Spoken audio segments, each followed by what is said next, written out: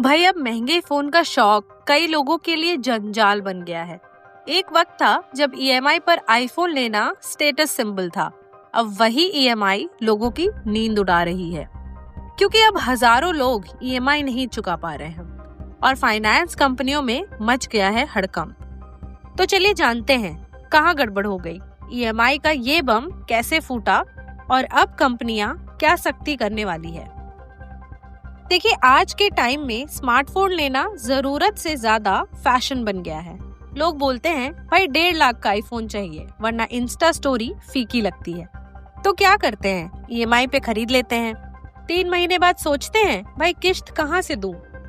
Economic times की report के मुताबिक मोबाइल फोन फाइनेंस पर डिफॉल्ट रेट अब बढ़कर 2.7% से 2.9 तक पहुंच गया है।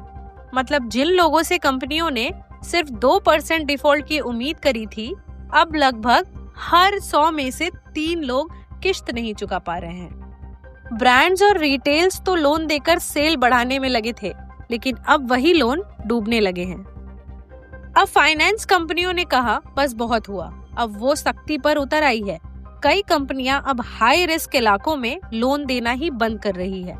जहां ईएमआई डिफॉल्ट ज्यादा है, वहां पिन कोड ब्लॉक है।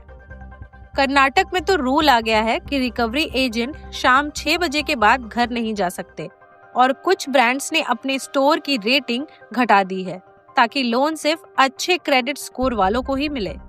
यानी अब वो टाइम गया जब कोई भी जाकर बोले भाई ईएमआई पे दे दो फोन, अब पहले क्रेडिट हिस्ट्री दिखाओ तब मिलेगा फोन। अब इसका असर पूरे कंज्यूमर लोन मार्केट पर दिख रहा है। फाइनेंशियल ईयर 2025 में कंज्यूमर ड्यूरेबल लोन ग्रोथ सिर्फ 3.3% ही रही, जबकि फाइनेंशियल ईयर 2024 में ये 18% थी। मतलब लोगों का जोश अब डर में बदल गया है। स्मार्टफोन लोन का हिस्सा कुल ड्यूरेबल लोन का 25% होता है। तो सोचिए, जब ईएमआई डिफॉल्ट बढ़ेगा तो पूरा इकोसिस्टम हिल जाएगा। CRIF की रिपोर्ट के मुताबिक 180 दिन से ज्यादा की डिफॉल्ट अब 2.1% पहुंच गई है। मतलब आधा साल बीत जाता है फिर भी ईएमआई नहीं दी जाती है। सच बोले तो आईफोन लेना बुरा नहीं है, लेकिन ईएमआई पर दिखावा करना अब महंगा पड़ सकता है। याद रखिए, ईएमआई स्टाइल नहीं जिम्मेदारी होती है। तो अगली बार अगर कोई बोले ईएमआई पर ले लो सस्ता पड़ जाएगा, तो उसे ये वीडियो जरूर दिखाइएगा। और हाँ, ऐसे ही पैसों से जुड़ी रियल स्टोरीज के लिए चैनल को लाइक, शेयर और सब्सक्राइब करना मत भूलिएगा, क्योंकि यहाँ हम दिखावा नहीं सच्चाई दिखाते हैं। धन्यवाद।